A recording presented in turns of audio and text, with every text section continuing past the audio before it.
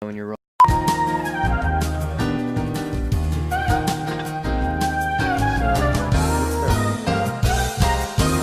an observation into Winnie the Pooh. On the show today we have Riley. Thanks for coming on. Just want to talk about your new book. If you want to go into that, you know. Yeah. So my new book is Yellow Bear, Red Pants, XXX.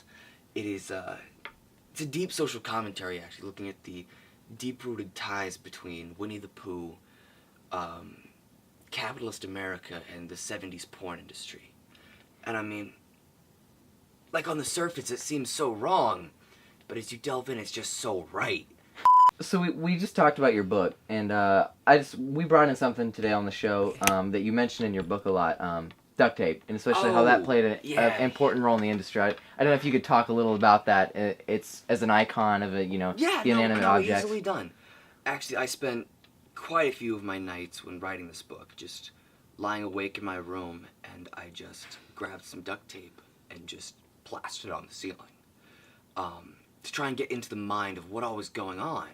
So every waking moment I would see this duct tape and be reminded on just the deep impacts Winnie the Pooh felt because of this, but also all the 70s porn stars had massive abrasions due to this. But as you start to look deeper, because truly that's what I'm looking for, is not this topical. I mean, topical was 80s porn and, I don't know, Thomas the Tank Engine. That didn't really jive with me. But as you start going backwards, it's really deep. It's all interconnected. I mean, it's really, really deep. Could you elaborate on, in terms of how the deeper meaning and the connection made? Like, could you elaborate? Oh, yeah. I guess what is, to redefine my question, what do you think are some of the most important key elements of the 70s in these industries per se? Oh. Like, what makes them so special or deeply rooted that you keep talking about? I mean, for starters, it's the plot. I mean, the plot has always been something personally I've loved. If a movie comes out without plot, I just don't watch it.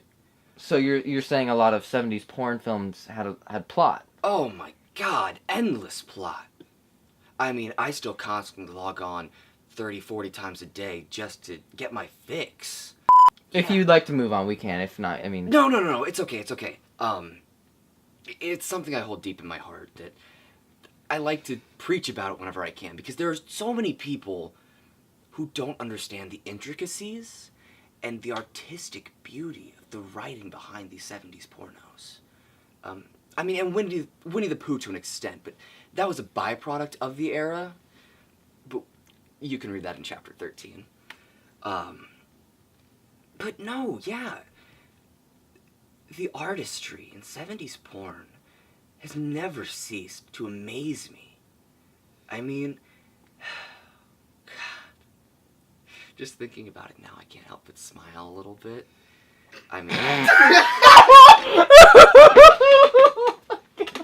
This is all going on my story, by the way. Just thinking, you're like, oh God.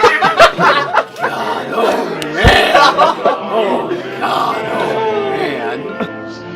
You'll find the enchanted neighborhood of Christopher's childhood days. We are going down a rabbit hole we cannot come back from. You're like, speaking of my sequel book, The Rabbit Hole.